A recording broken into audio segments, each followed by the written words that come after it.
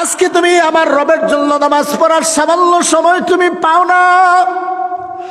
আজকে আমার রবের জন্য নামাজ পড়ার সময় পাও না। ওরে যুবক, তুমি ফুটবল খেলার সময় পাও।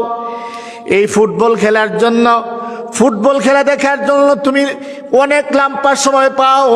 ইতালি, ফ্রান্স, কানাডা, ওই সমস্ত বড় বড় দেশগুলোর তুমি খেলা দেখো। রাত্র 1টা কি 2টা কি 3টা, এমনকি ফজরের সময় যদি খেলা হয় তাহলে ওই সময় তুমি খেলা দেখার সময় পাও। কিন্তু আমার রবের জন্য 2টা ঘন্টা সময় তুমি দিতে পারো না নামাজ আদায় করার জন্য। ও ভাই, তুমি ক্রিকেট খেলার সময় পাও, ক্রিকেট খেলার জন্য তুমি ঘন্টাকে ঘন্টা সময় দিতে পারো। পাকিস্তান আর ইন্ডিয়ার খেলা দেখো, ইন্ডিয়ার জিম্বাবুর খেলা দেখো, শ্রীলঙ্কার পাকিস্তানের খেলা দেখতে পারো। খেলা দেখতে দেখতে তুমি অনেক সময় দিতে পারো।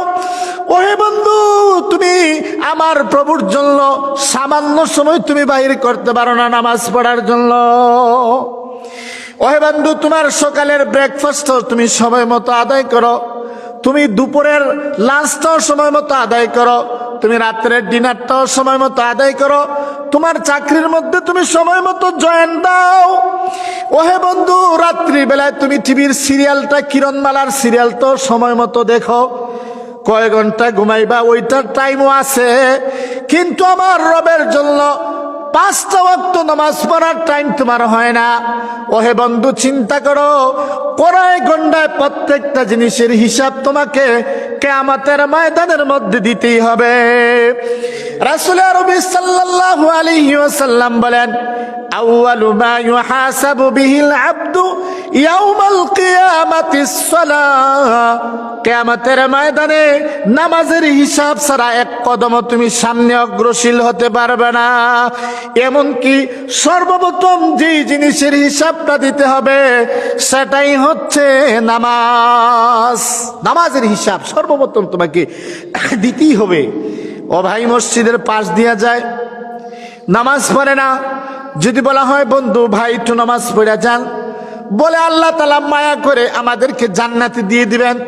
নামাজ টামাজের দরকার নাই, মসজিদের ভিতরে ঢোকে না, আল্লাহর সাথে সম্পর্ক করে না, আর বলে আল্লাহ রাব্বুল আলামিন মায়া কইরা জান্নাতে দিয়ে দিবেন।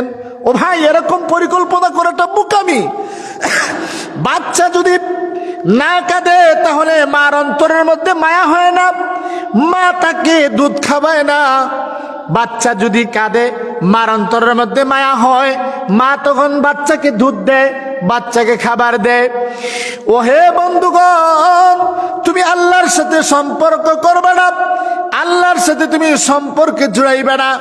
আল্লাহর সাথে সম্পর্ক না কইরা, মসজিদের সাথে সম্পর্ক না কইরা আল্লাহ তোমাকে এমনিতেই ফিরি জান্নাত দিয়ে দিবেন, এই কল্পনা করাটা বোকামি।